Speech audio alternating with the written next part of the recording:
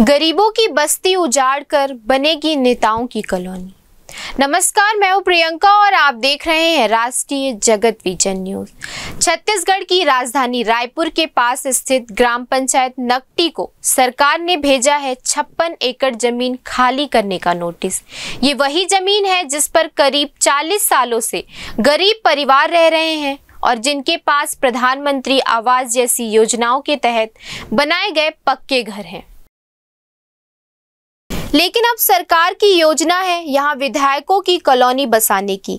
चारा गया कि ये जमीन जुमाना एयरपोर्ट के करीब स्थित है। अब सरकारी फाइलों में राजनीतिक सुविधा की जमीन बन चुकी है। ग्रामीणों को सीधा आदेश, घर खाली करो, बस्ती तोड़ी जाएगी। ना कोई पुनर्वास की योजना, ना कोई बातचीत का मंच और ना ही किसी मानवता की झलक। ग्राम सम्मानपुर नकटी के इन गरीब परिवारों का सवाल है, क्या विकास का मतलब है हमारी जिंदगियां उजाड़ना? क्या सिर्फ नेताओं को ही रहने का अधिकार है और गरीब सिर्फ विस्थापना झेलने के लिए बने हैं?